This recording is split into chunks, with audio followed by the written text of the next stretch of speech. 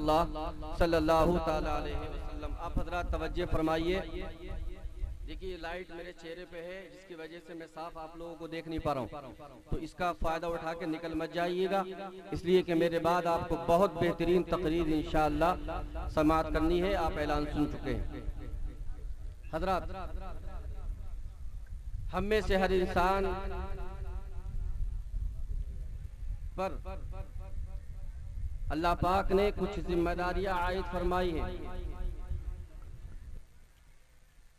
जिस तरीके से अल्लाह पाक के बंदों पर हुकूक है, अल्लाह के हक हैं जो बंदों पर है, जिनका अदा करना बंदों पे लाजिम है, इसी तरीके से अल्लाह ने कुछ हक रखे हैं बंदों के ऊपर कि जिन हुकूक को अदा करना, ये हुकूक जो है वो वाजिब के मद्दे मुकाबिल है। वो हुकूक अगर बंदों पे जो अल्लाह ने रखे हैं, उन हुकूक को बंदों पर अदा करना वाजिब है। हजरात, अब इन्हीं में से जिस तरीके से माँ बाप के औलाद पर हुकूक है, भाई के भाई पर हुकूक है, मियाँ के बीवी पर हुकूक है और बीवी के मियाँ पर हुकूक है, इसी तरीके से जिस तरीके से माँ बाप के वालिदैन के औलाद के ऊपर हक अल्लाह ने रखे हैं, इसी तरीके से औलाद के कुछ हक हैं जो वालिदैन पे लाजिम व वाजिब है, जिनका अदा करना वालिदैन पर लाजिम व जरूरी है। मुख्तसर से बात अर्ज करूं, उसके बाद अपनी बात हदीस की रोशनी में। औलाद के क्या हक हैं वालिदैन पे? तो अल्लाह के रसूल सल्लल्लाहु अलैहि वसल्लम हदीस पाक में इरशाद फरमाते, हदीस रसूल है, मेरे आका इरशाद फरमाते, हक़्क़ुल वलदी अलल वालिदी सलासतु अशिया, यानी औलाद के वालिदैन के ऊपर तीन हक हैं। तीन बरादरान मिल्लत इस्लामिया, औलाद के वालिदैन पर तीन हक।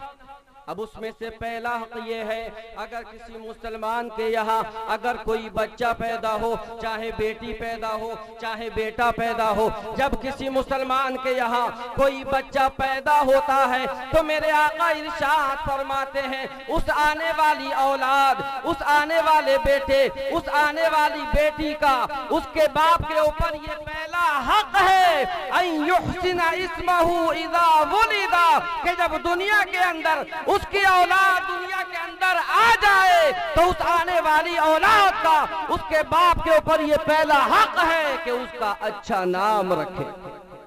क्या करे? समझ में आ रही बात आपके? क्या है पहला हक? आपके मतलब की बात है। जो बच्चे हैं तवज्जो से सुने कि उनका उनके बाप पर क्या हक है। पहला हक, जब दुनिया के अंदर औलाद आती है, पैदा होती है, तो उस औलाद का उसके माँ बाप के ऊपर सबसे पहला हक ये है कि उसके माँ बाप उस औलाद का अच्छा नाम रखें। ये पहला हक है। लेकिन बरादरान मिल्लत इस्लामिया, अब आप देखें, हम और आप को देखें, अपनी जिंदगियों को देखें, अपने मुआशरे को देखें, अपने घरों का मुआयना करें, अपने बुजुर्गों की हालत को देखें कि जब हमारे यहाँ कोई बच्चा पैदा होता है तो बरादरान मिल्लत इस्लामिया, हम नाम उसके जो है इस्लामी नाम नहीं रखते, अल्लाह वालों के नाम पे उनके नाम नहीं रखते, उलमाए किराम के नाम पर, सिहाबाए किराम के नाम पर, अहले बैत इज़ाम के नाम पर हम उन बच्चों के नाम नहीं रखते। अगर हम नाम रखते हैं दुनियावी, आने वाले दुनिया के अंदर बच्चों के नाम, अगर हम और आप या हमारे वालिदैन अगर उनका नाम रखते हैं तो इस्लामी नाम नहीं रखते, किसी आलिम के नाम पे नहीं रखते, बल्कि फिल्मी एक्टरों के नाम पे नाम रखते। अब मुझे आप बताइए, किसी ने अपने बच्चे का नाम रख दिया सलमान खान, आमिर खान, बेटी है तो सानिया मिर्जा, कोई दूसरी तीसरी मिर्जा। अब मुझे आप बताइए, अगर आपने किसी आने वाले बच्चे का जो तुम्हारे घर में पैदा हुआ है कि जिसके आने से तुम्हारे गुलशन के अंदर फूल जो है फूल खिलने लगे हैं, कलियां खिलने लगी हैं, तुम्हारा पूरा घर जो है मुअत्तर हो गया है। बाप को देखो तो खुश नजर आ रहा है, माँ को देखो खुश नजर आ रही है, माँ की माँ नानी को देखो वो खुश नजर आ रही है, बाप के बाप दादा को देखो वो खुश नजर आ रहा है, इसके भाई को देखो वो खुश नजर आ रहा है, चाचा है खुशी के मारे फूले नहीं समा रहा है, फूफो है वो खुशी के मारे फूलों नहीं समा रही है। लेकिन ऐ लोगों, जो बच्चा तुम्हारे घर में पैदा हुआ है तुम खुशी जरूर मना रहे हो, लेकिन उसका हक अदा नहीं कर रहे, हक अदा नहीं कर रहे हैं। आप जानते हैं, पहली बात ये कि ये जो अस्मा है, इस्म की जमा अस्मा, नाम जिनको हम कहते हैं, ऐसा नहीं है कि आप कुछ भी रख दीजिए, इसका कोई असर ही नहीं है, बल्कि उलमाए किराम फरमाते हैं कि नाम की तासीर होती है। नाम यानी अस्मा ये मुसम्मा के अंदर ये नाम जो है जिसका नाम रखा जाता है, ये अच्छे बुरे नाम जो है मुसम्मा के अंदर जिसका नाम रखा जाता है, उसकी शख्सियत के अंदर इन अस्मा का असर होता है। अगर नाम इस्लामी होता है, नाम अच्छा होता है, उसकी जात में अच्छे नताइज मुरत्तब होते हैं, और नाम अगर गलत होता है तो उसके नताइज उसकी जात पर बुरे मुरत्तब होते हैं। बरादरान मिल्लत इस्लामिया, एक बात तो ये हुई कि अगर अच्छा नाम है, ये उलमा तशरीफ फरमा है, अगर मेरी बात में शक हो तो पूछ लीजिएगा। पहली बात ये हुई कि अच्छे बुरे अस्मा का असर मुसम्मा की जात में शख्सियत में जाहिर होता है। और एक सबसे बड़ा फायदा मैं और आपको बताऊं, अपने बच्चों के अच्छे नाम रखो, अच्छे नाम। अगर आप अपने बच्चों के अच्छे नाम रखेंगे, अपने नबी की मोहब्बत में दुनिया का सबसे खूबसूरत नाम कायनात के अंदर आप सर्वे कर लीजिए, एक से बड़ी डिक्शनरी और लुगत को खंगाल डालिए, आप देखें हर इस्म की सिफात को देखिए, उसके मानी को देखिए, नामे मोहम्मद से अच्छा कोई नाम आपको कायनात में नजर ही नहीं है। अल्लाह के रसूल की जाते पाक से मंसूब करके अपने बच्चों के नाम रखो। उसका एक सबसे बड़ा फायदा मैं आपको बताऊं इस महफिल पाक में, सबसे बड़ा फायदा, अगर आपने अपने नबी की मोहब्बत में अपने बेटे का नाम मोहम्मद रखा, अगर मोहम्मद रख दिया, अहमद रख दिया, अपने नबी की मोहब्बत की वजह से अपने शहजादे का नाम मोहम्मद रखा, ऐ लोगों, सबसे बड़ा फायदा ये है, जब क़यामत कायम होगी, सब अव्वलीन व आखिरीन हाजिर होंगे, उस वक्त में रब की बारगाह से हुक्म होगा, या मोहम्मद कुम फदखुलिल जन्नह, ए मोहम्मद सल्लल्लाहु अलैहि वसल्लम आप खड़े हो जाइए और खड़े होकर के जन्नत में दाखिल हो जाइए। सुभान अल्लाह, अरे कह दो सुभान अल्लाह। ये सरकारी महफिल नहीं है, ये नारों वाली, हाँ सियासी वाली नहीं है कि यहाँ अगर झंडे परचम हिलाओगे तभी कुछ मिलेगा। और यहाँ दुनियावी महफिलें बेकार हैं, ये सियासी देते किसी को कुछ नहीं है, खुद लेते रहते, देते किसी को नहीं है। लेकिन ये महफिल ऐसी है कि अगर जबान हल्के से हिलाओगे तब भी सवाब मिलेगा, और इंशाअल्लाह बुलंद तरीके से अगर सुभान अल्लाह अल्हम्दुलिल्लाह के नारे लगाओगे, इंशाअल्लाह उतनी तेजी से फरिश्तों का कलम नामा अमाल में चलेगा इंशाअल्लाह। और इसका सवाब, अब सवाब की हैसियत बताओ एक जुमले में। सवाब चाहिए क्यों, नेकियां क्यों चाहिए? इसलिए कि नेकियां ही रब के फजल के साथ साथ नेकियां ही दुखूल जन्नत के लिए लाजिम व शर्त है। जिसके खाते में नामे आमाल में नेकियां होंगी वही इंसान जन्नत में दाखिल होगा, और जिसके खाते में नामे आमाल में नेकियां नहीं होंगी वही इंसान जन्नत में नहीं बल्कि जहन्नम में दाखिल कर दिया जाएगा। और जानते हैं आप, सुभान अल्लाह, अल्हम्दुलिल्लाह, अल्लाहु अकबर के कलिमात और दुरूद पाक का पढ़ना अजीम सवाब का जो है मुतहम्मल है। लिहाजा आप हजरात कलिमात पढ़ते भी रहिए, सुभान अल्लाह अल्हम्दुलिल्लाह के जुमले कहते रहें, ताकि सुनने का भी सवाब मिले और आपको पढ़ने का सवाब मिले। मैंने क्या अर्ज किया, निदा दी जाएगी क़यामत में, ए मोहम्मद खड़े हो जाइए और जन्नत में दाखिल हो जाइए, ये निदा होगी मेरे नबी के लिए। लेकिन दुनिया के अंदर जिन जिन लोगों के नाम मोहम्मद होंगे, वो इस निदा को सुनने के बाद में ये समझेंगे कि हमसे भी कहा जा रहा है, लिहाजा नबी के साथ में वो तमाम लोग के दुनिया में जिनका नाम मोहम्मद था खड़े हो जाएंगे और जन्नत में दाखिल हो जाएंगे। सुभान जन्नत में दाखिल, कितना बड़ा सवाब, कितनी बड़ी फजीलत, कितनी बड़ी आजमत है। अगर अपने नबी के नाम पर अपने बच्चों के नाम रखोगे तो वो जन्नत कि जिसको पाने के लिए जो है आबिदीन इबादत करते हैं, मुज्तहिदीन इज्तिहाद करते हैं और जिहाद करते हैं, ये उलमा जिनके लिए शब रोज मेहनतें करते हैं, अगर अल्लाह का फज़ल खास शामिल हाल रहा, ईमान पर खात्मा हुआ और अगर इस हदीस के मिस्दाक बन गए तो फोकट में जन्नत मिल जाएगी इंशाअल्लाह।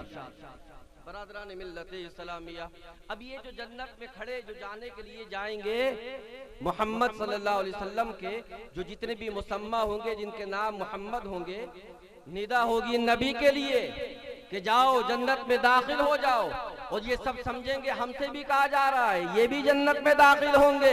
तो बरादरान मिल्लत इस्लामिया, उलमाए किराम फरमाते हैं कि ये लोग जो जन्नत में दाखिल होंगे, इन्हें रोका नहीं जाएगा।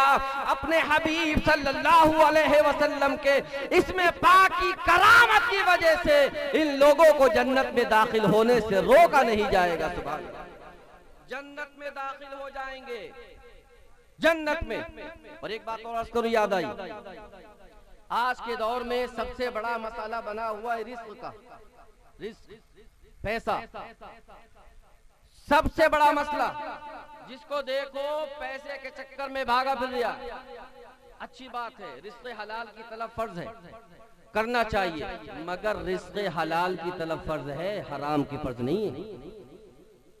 अगर शब रोज मेहनत कर रहे हो और मेहनत करने में अगर थोड़ा भी हराम शामिल हो गया और वो लुक़्मा हराम अगर हलक के नीचे उतर गया, तो मेरे आका सल्लल्लाहु अलैहि वसल्लम की हदीस शाहिद है, उस इंसान की कोई इबादत रब की बारगाह में मकबूल नहीं होगी। अल्लाह अल्लाह।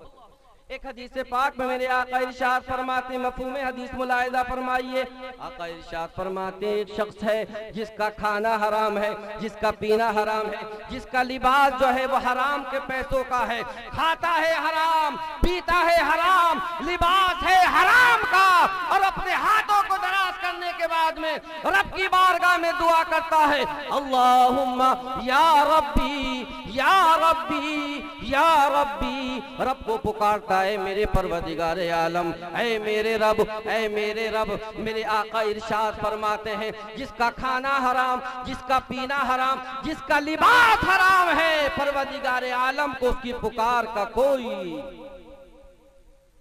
रिस्पॉन्स नहीं, उसकी पुकार रब की बारगाह में मकबूल नहीं होगी। क्यों? एक वजह खास तो ये है कि ये जो लुक़्मा हराम, हराम का लुक़्मा अगर हमारे हल्क़ से नीचे उतर गया, पेट में आ गया, इस कब्रिस्तान के अंदर आके आप हजम कर गए, तो याद रखो मफ़हूम हदीस कि जिस इंसान के पेट के अंदर हराम का एक लुक़्मा दाखिल हो जाता है, उस इंसान की 40 दिन इबादत मकबूल नहीं होती। 40 दिन इबादत। अब खा लिया आपने, एक लुक़्मा पढ़ ले, फजर की नमाज, ज़ोहर की नमाज, असर की नमाज, मगरिब की नमाज, ईशा की नमाज है, तहज्जुद भी है, इशराक भी है, चाश भी है, सलातुल अव्वाबीन भी है, तहियतुल वुज़ू भी, तहियतुल मस्जिद भी, जितनी नफली नमाजें हैं फराइज़ के साथ अगर अदा कर रहे हो और साथ में एक लुक़्मा हराम अगर तुम्हारे पेट में दाखिल हो गया, कसम खुदा की तुम्हारी इबादत को तुम्हारे मुंह पे मार दिया जाएगा, कोई अजर सवाब नहीं मिलेगा। कितनी बड़ी बात है ये लुक़्मा-ए हराम और हलाल, इतना बड़ा मकाम है इसका। और अगर आपने खाया लुक़्मा-ए हलाल, कमाया, बच्चों को खिलाया, राह खुदा में खर्च किया, महाफिल पे उठाया, उलमा को नजराने पेश किए, मसाजिद में लगाया, मदारिस में लगाया, अगर लुक़्मा-ए हलाल पाकीज़ा माल अगर आपने हलाल तरीके से कमाया तो मेरे भाइयों याद रखना, अगर तुम इस पाक लुक़्मे को कमाने के लिए अपने घर से जाओगे कमाने के लिए, तो तुम्हारा घर से निकलना इबादत है, तुम्हारा काम करना इबादत है, तुम्हारा कमाना इबादत है। तुम आप 10 घंटे अगर ड्यूटी करते हो तो याद रखो ये तुम्हारा टाइम इबादत में लिखा जाएगा। और जो लुक़्मा-ए हलाल कमाने के बाद घर में लेके आओगे, अगर बच्चों को खिलाओगे इबादत है, माँ बाप पे खर्च करोगे इबादत है, औलाद पे खर्च करोगे इबादत है, अगर बीवी बच्चों पे खर्च करोगे सब इबादत का सवाब दिया। इतना बड़ा सवाब कहाँ रखोगे, इतना बड़ा सवाब? लेकिन ये मिलेगा जब ही कि जब लुक़्मा-ए हलाल होगा। लुक़्मा-ए हलाल बरादरान मिल्लत इस्लामिया, अर्ज क्या कर रहा था मैंने, अर्ज किया, फरमाया वालिद औलाद के जो वालिदैन पे 3 हक हैं, उसमें पहला हक ये है अन युहसिना इस्महु इज़ा वुलिदा, कि जब बच्चे की विलादत घर के अंदर हो जाए, अल्लाह पाक आपको इस नेमत से नवाजे, तो तुम्हारी पहली जिम्मेदारी ये बनती है कि अपने बच्चों के इस्लामी मानादार मानाखेज नाम रखो। इंशाअल्लाह रहमान उसका फायदा ये होगा कि मेरे आका ने इरशाद फरमाया, जो इंसान मेरी मोहब्बत के अंदर अपने बच्चे का नाम मोहम्मद रखेगा तो परवरदिगार आलम उसके रिज़्क़ में बरकतें अता फरमाएगा। मैं ये कह रहा था कि घर से निकलता है आदमी क्यों? कमाने के लिए। कोशिश ये रहती है बस बरकत हो जाए, बस बरकत हो जाए, 100 कमाऊं पूरे के पूरे बचाऊं, फिक्र रहती है। ऐ मुसलमान हो, अगर चाहते हो तुम्हारी रोजी में ज्यादती कर दी जाए, तुम्हारी रोजी को बढ़ा दिया जाए, तुम्हारा काम बेहतरीन तरीके से चले, तुम्हारे घर से मरज दूर रहे, अमराज दूर रहे, ये मुसीबतें, ये नवाजिलात, ये आने वाली आफतें अगर चाहते हो तुम्हारे घर से दूर रहे, अपने बच्चों के इस्लामी नाम रखो, खुसूसी मोहम्मद नाम। इंशाअल्लाह आप अपने बेटे का नाम अपने नबी की मोहब्बत में मोहम्मद रखेंगे, गुलाम मोहम्मद। आप अपने बेटे का नाम रखेंगे, किसी इजाफत के साथ में रखिएगा, इसलिए कि मेरे आका का ये जाती नाम है। आदाबन आप इजाफत के साथ में किसी दूसरे इसम को इसके साथ मुरक्कब करने के बाद में अपने बच्चे का नाम रखना। इंशाअल्लाह तुम्हारे घर में भी बरकत होगी, तुम्हारी तिजारत में भी बरकत होगी और तुम्हारे रिज़्क़ के अंदर भी बरकत होगी। और दूसरी बात मेरे आका ने जो इरशाद फरमाई, दूसरी बात औलाद के जो वालिदैन पे 3 हक हैं, उसमें से दूसरा हक ये है अन युअल्लिमहु इज़ा अक़ला, कि जब तुम्हारे घर में बच्चा पैदा हो गया, नाम अच्छा रख दिया, अब वो इतना बड़ा हो गया कि वो समझने लगा, बोलने लगा, समझने लगा, बोलने लगा, बातचीत करता है, कुछ कुछ बोलता है, तब तुम्हारी जिम्मेदारी ये है, इस औलाद का दूसरा हक ये है कि आप अपने बच्चे को कुरान की तालीम दिलाओ। इसलिए कि अगर तुम अपने बच्चे को कुरान का हक अदा करोगे, वही इंशाअल्लाह जब तक दुनिया में तुम्हारी औलाद अल्लाह को रहमान और रहीम पुकारती रहेगी, तुम चाहे दुनिया में रहो तब भी सवाब मिलेगा। मर के कब्रिस्तान के अंदर कब्र में जाकर के आप जो है कब्र को जाकर के आबाद कर लो, जब भी परवरदिगार आलम सवाब का सिलसिला जारी रहेगा। सबसे बड़ी कामयाबी तो यही है, सबसे बड़ी कामयाबी कि मरने के बाद सवाब का सिलसिला जारी रहे, सदक़े जारिया के तौर पे। अगर बच्चे आपके कुरान की तिलावत करने वाले होंगे, तिलावत की बात आई तो थोड़ी सी फजीलत पे 1-2 बातें अर्ज करूं और अपनी बात को आगे बढ़ाऊं। देखिए हमारे दरमियान जो ये कुरान है, कुरान मैंने अर्ज किया था दुखूले जन्नत हर मोमिन की ख्वाहिश और तमन्ना और आखिरी तमन्ना है। चाहे नमाज एक टाइम की ना पढ़े, रोजा बिल्कुल ना रखें, साहिबे माल है, अड़ंग लगे हुए दौलत के, खजाने भरे हुए हैं, लेकिन आज तक हज को नहीं गया, हज अदा नहीं किया, कोई नेक काम करे या ना करे। लेकिन अगर पूछो मुसलमान से, ऐ मेरे भाई ये बता, तू जन्नत में जाना चाहता है या दोज़ख में जाना चाहता है? तेरी क्या तमन्ना है? तू जन्नत को लाइक करता है, पसंद करता है, मोहब्बत करता है, या जहन्नम में जाने को पसंद करेगा? तो वो मेरा मुसलमान जो सुबह ईद की नमाज को जाता है, सिर्फ जुमे की नमाज को अदा करता है, सिर्फ नमाज जनाजा में शरीक होता है, नमाज जनाजा नहीं पढ़ता, बल्कि कब्रिस्तान के बाहर नजर आता है। आप उससे पूछो, बता जन्नत चाहिए या जहन्नम चाहिए? तो कहेगा मियाँ जन्नत चाहिए, मैं जन्नत में जाना चाहता हूँ। ऐ लोगों याद रखो, जन्नत में हर इंसान नहीं जाएगा, बल्कि जन्नत में वही जाएगा। क्या फरमाया कुरान ने, जिसको खुतबे मसनूना के बाद में जिसकी तिलावत का शर्फ हासिल किया, क्या फरमाया रब ने? वबश्शिरिल्लज़ीना आमनू व अमिलुस्सालिहात अन्ना लहुम जन्नत। ए मेरे महबूबे पाक, आप बशारत और खुशखबरी दे दीजिए उन ईमान वालों को जो ईमान लेकर के आए और अच्छे अमल किए। हज़रात देखें आप, कुरान ने यहाँ बशारत दी है तो सिर्फ ईमान वालों को नहीं, उसके साथ एक कैद लगाई है, शर्त लगाई है कुरान ने, ईमान के साथ में अमल साले की कैद है, ईमान के साथ में। लिहाजा जन्नत में जाने के लिए चाहिए नेक अमाल, नेक अमल जब तक करोगे नहीं जन्नत में जाओगे नहीं। बरादरान मिल्लत इस्लामिया, मेरे आका ने इरशाद फरमाया। अब मैं अर्ज ये कर रहा था कि अगर तुम्हारी हमारी औलाद या हम कुरान की तिलावत करें तो तुके जन्नत में जाने के लिए सवाब चाहिए, नेकियां चाहिए।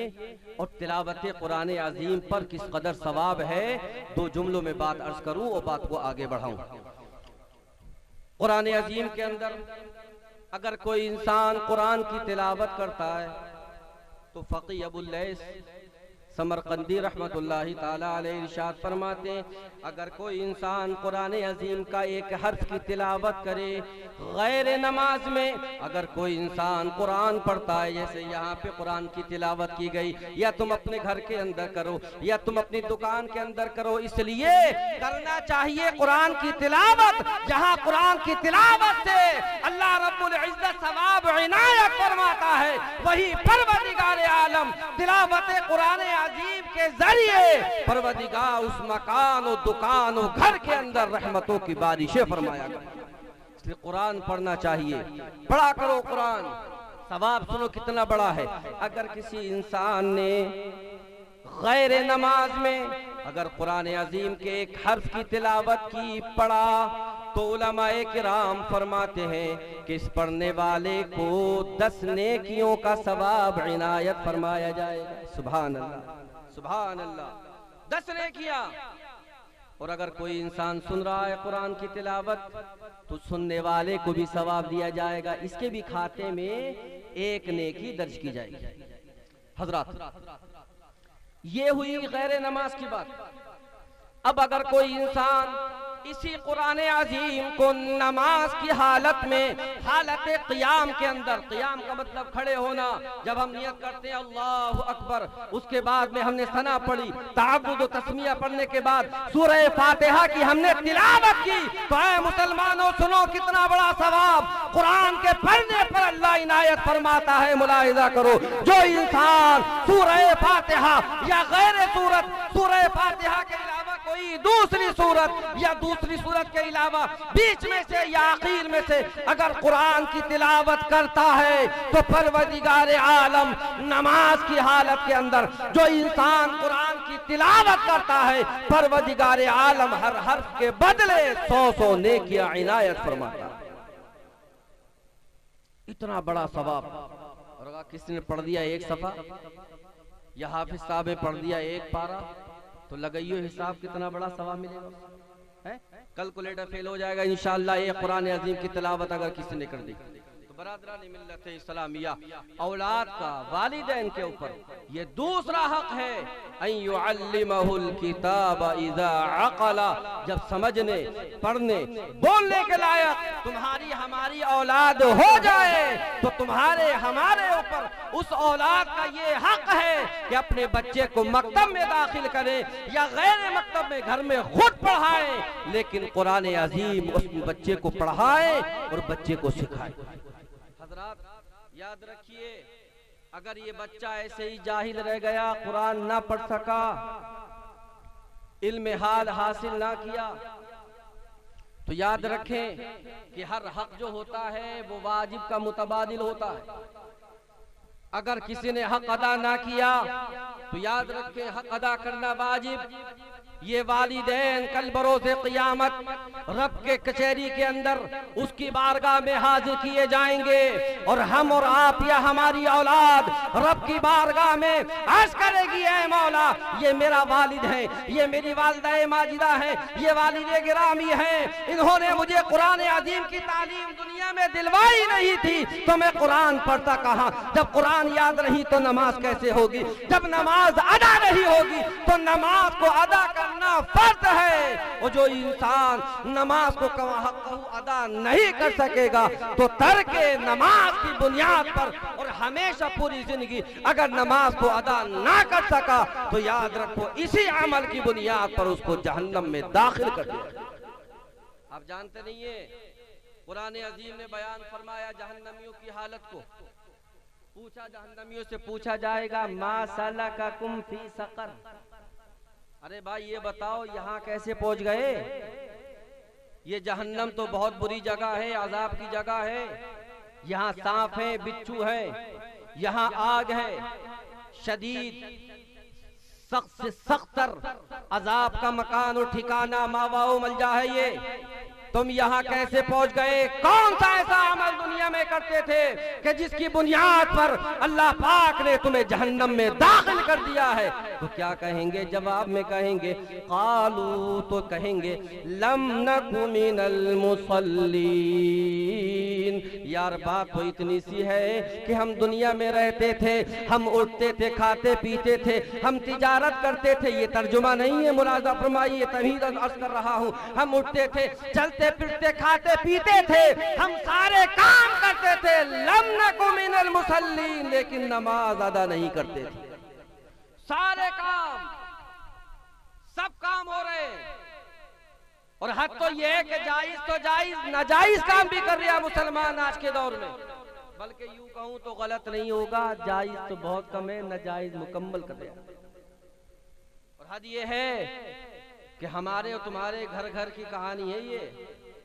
हम और आप जानते सब कुछ है और इसी इल्म और मालूमात की बुनियाद पे क़यामत में सवाल भी होगा, जानते भी ये जवाब देना पड़ेगा।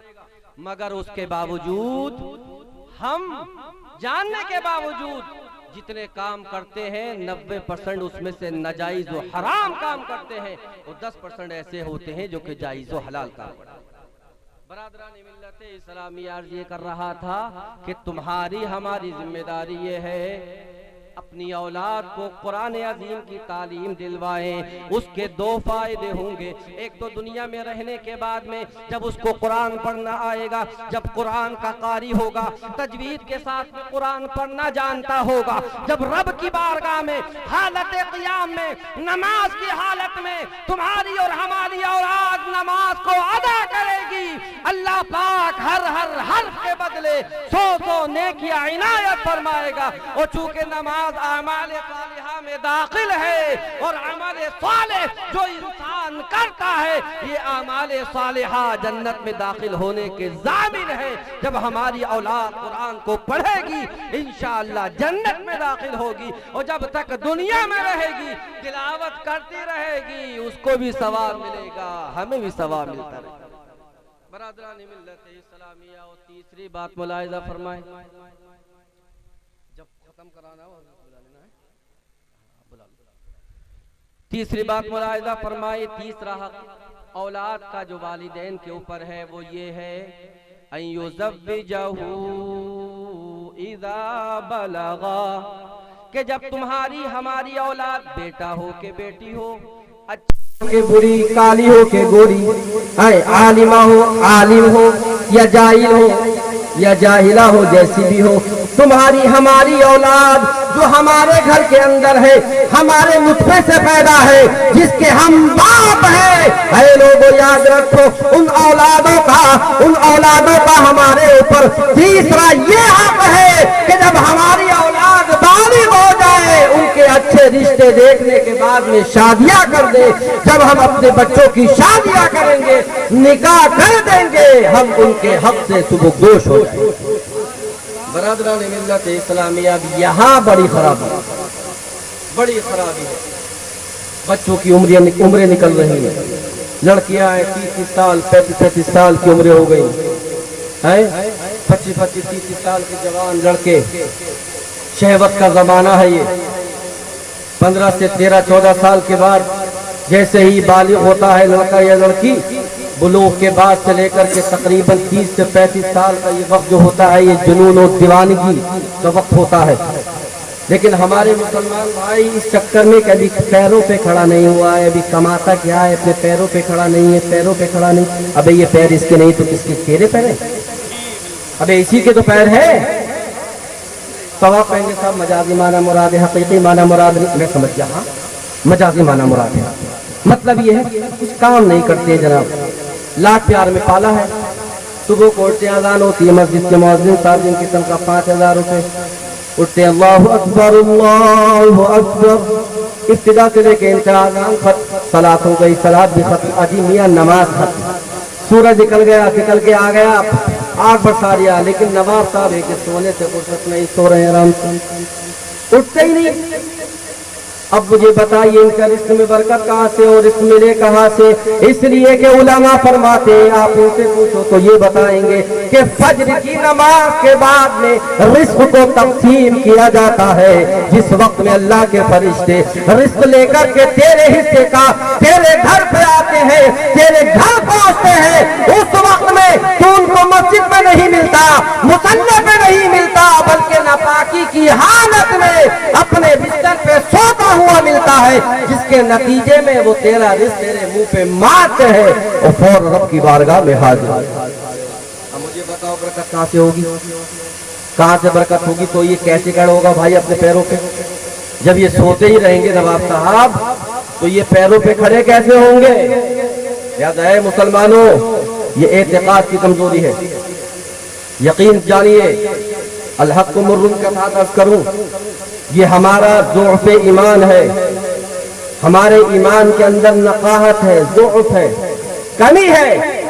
इसलिए याद रखिए कि जहां शादी करने में अखराजात होते हैं, अखराजात मानता हूं चाहिए, लेकिन आप ये भी तो यकीन रखो कि अल्लाह रब्बुल इज्जत ने जब आपको दुनिया में भेजा था, आप अपनी माँ के पेट के अंदर थे, अभी नुत्फे की शक्ल में थे, मुद्गा की शक्ल में थे, पिस्ता खून की शक्ल में थे, अभी आप दुनिया में आए नहीं थे कि अल्लाह पाक ने तेरी माँ के सीने के अंदर तेरे हिस्से का रिस्क नाजिल फरमा दिया। अबे जिस वक्त तो तू कमा भी नहीं सकता, मैं कमा नहीं सकता, अब तो अल्लाह का फजल है। अगर मदरसे में पढ़ाने जाओ, एक मदरसे वाला मना करे, हजरत माफ कीजिए, जो है लॉकडाउन चल रहा है, चंदे का जुगाड़ नहीं है कहीं और, तो अल्लाह ने पैर दिए कहीं और जाएंगे। एक जगह इमामत कर रहे हैं, माफी चाहते हैं, चंदा हो नहीं पा रहा, बस्ती दे नहीं पा रही, गरीब लोगों के लिहाज से कहीं और, बिल्कुल दूसरी जगह जाएंगे इंशाअल्लाह। अर्ज़ुल्लाहि वासिआ, मेरे रब की ये जमीन बहुत कुछ आदा है, तुम अपने हिस्से का रिज़्क़ तलाश करने निकलो, अल्लाह रब्बुल इज्जत रिज़्क़ अता फरमाएगा। बरादरान मिल्लत इस्लामिया ज़ुअफ़ ईमान है, और हम अपने बच्चों की शादियां यूं नहीं करते कि सब कमाते क्या। अरे मेरे भाई, ईमान की यकीन की रोशनी में तू अपने बच्चे का निकाह इसलिए कर दे कि तो अगर तू निकाह नहीं करेगा, कहीं ऐसा ना हो ये तेरी जवान बेटी या बेटा कहीं ऐसा ना हो ये जिना में मुब्तला हो जाए, ये गुनाह में मुब्तला हो जाए। याद रखना, अगर ये तेरी बेटी या तेरा बेटा अगर जिना कर बैठा, इसके कदम में लग़्ज़िश पैदा हो गई, तो याद रखना समझना, जहां ये रज्म का, जहां ये सजा का सजावार होगा, वही तुझे भी जहन्नम के अंदर दाखिल किया जाएगा और तुझे सजा दी जाएगी इस बात की कि तूने अपनी औलाद का टाइम पे निकाह क्यों नहीं। मिल्लत इस्लामिया। और एक नया शोशा और है, वो भी अर्ज करूं, जब तक हजरत नहीं आ रहे, चंद बातें बड़े काम की बातें हैं, याद रखिए आप हजरत, इंशाअल्लाह काम देंगे अगर ज़हन में रखेंगे तो। एक बात और कि लोग ये कहते हैं भैया बच्चे एक से ज्यादा मत करो, इसलिए कि अगर आप बच्चे एक से ज्यादा दो करेंगे तो पढ़ाएंगे कहाँ से, खिलाएंगे कहाँ से, घर कहाँ से देंगे, लिबास कैसे देंगे। तुम तो गरीब आदमी हो। अब पता नहीं आप खुद को, मेरी तो समझ में बात ये नहीं आती कि जो लोग फैमिली प्लानिंग करते हैं, ये समझ में नहीं आता वो खुद को अब्द समझते हैं या खुद को महबूब समझते हैं। आप कहेंगे आप ये बात क्यों कर रहे हैं हजरत? तो मैं अर्ज ये करूंगा इसलिए कि कुरान अजीम में तो मेरे रब ने इरशाद फरमाया, ला तक़तुलू औलादकुम खशियत इमलाक, मुफलिसी की वजह से, इस खाने पीने के चक्कर में कि कहां से खिलाऊंगा, कहां से पिलाऊंगा, मैं तो नादार और गरीब और फकीर हूं, इसकी बुनियाद पर ये मत सोच लेना कि अगर दुनिया में औलाद आ गई तो खिलाऊंगा कहां से। इसलिए माँ के पेट के अंदर ही इस आने वाले बच्चे के गले को दबा दिया जाए और जो है माँ के रहम को साफ करने के बाद में इस बच्चे का कत्ल कर दिया जाए। कहीं ऐसा ना हो कि ये दुनिया के अंदर आ जाए तो ये मेरी औलाद कल मुफलिसी के ताने सुनती नजर आए, मांगती नजर आए। इसलिए इसको यहीं पे खत्म कर दो, ना ही जो है बराबर मिल्लत इस्लामिया। आप ये सोच नारे रिसालत, नारे हैदरी।